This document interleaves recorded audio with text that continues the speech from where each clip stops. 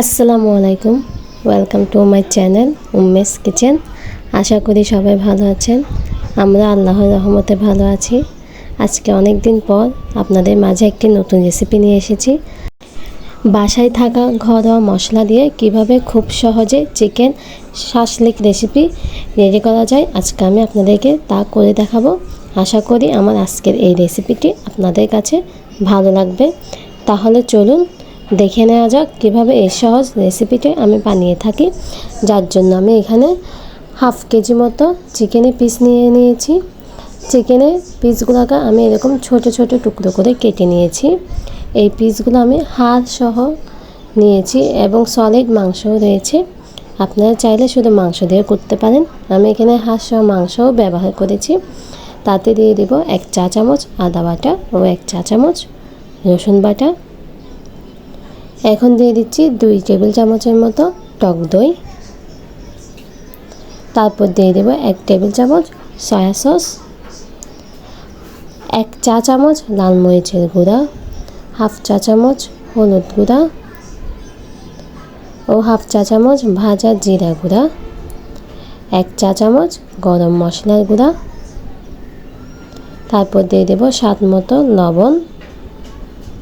তারপর দিয়ে দিচ্ছি 1 টেবিল চামচ টমেটো সস। সবগুলো উপকরণকে আমি এখন একসাথে ভালো করে চিকেনের সাথে মিশিয়ে নেব। ভালো করে মেশাতে হবে যেন চিকেনের প্রতিটা গায়ে মশলাগুলো ভালোভাবে লাগতে পারে।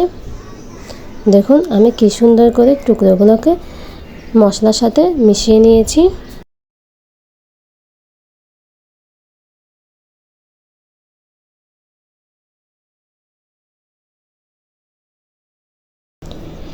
সবগুলো উপকরণকে একসাথে মিশিয়ে নেওয়া হয়ে গেলে আমি এটাকে 1 ঘন্টার জন্য রেস্টে রাখবো।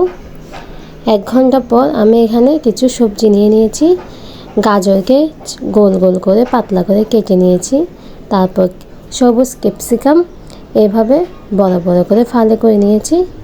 তারপর পেঁয়াজের টুকরাকে এভাবে পাপড়ি করে আমি ছড়িয়ে ছড়িয়ে নিয়েছি। সবগুলো সবজি একসাথে দিয়ে আমি আরেকটু ভালো করে মিশিয়ে মাংসটাকে আরও আধা ঘন্টার জন্য ম্যারিনেট করে রাখবো।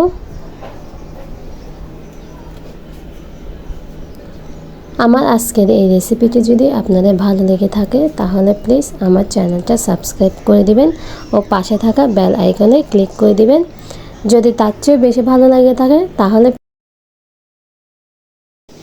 এখন আমি স্টিকের মধ্যে একে একে সবজি ও মাংস দিয়ে শাসলিকটা রেডি করে নিব। আশা করি আপনারা এটা সবাই পেরে থাকেন। তারপরে আপনারা দেখলে বুঝতে পারবেন আমি কিভাবে এই প্রসেসটা করছি। অনেক দিন আমি কোনো রেসিপি নিয়ে আসিনি, কারণ দীর্ঘদিন যাবৎ আমি অসুস্থ ছিলাম ও আমার পরিবারে একটি ছোট্ট নতুন মেহমান এসেছে। সবাই তার জন্য দোয়া করবেন। আমার কন্যা সন্তানের জন্য আপনারা সবাই মন থেকে দোয়া করবেন যেন সে সবসময় সুস্থ ও ভালো থাকে। আলহামদুলিল্লাহ।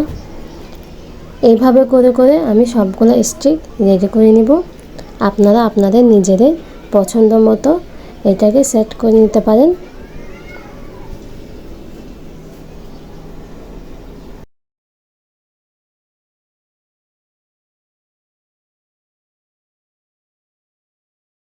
দেখুন একে একে আমি সবগুলো শাসলিক রেডি করে নিয়েছি।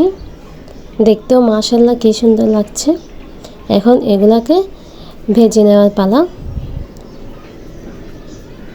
যার জন্য আমি একটা কড়াই প্যানের মধ্যে পর্যাপ্ত পরিমাণ তেল দিয়ে দিয়েছি। কড়াইটা একটু ছড়ানো টাইপসে নিয়েছি যাতে ভালো করে মাংসগুলো সিদ্ধ হতে পারে, ভিতর অবধি যেন সিদ্ধ হতে পারে। তার জন্য চুলার আঁচটা একদম মিডিয়ামে দিয়ে আমি এগুলাকে ভেজে নেব। সময় একটু বেশি লাগলেও এটা একদম ভিতর থেকে কুক হয়ে যাবে।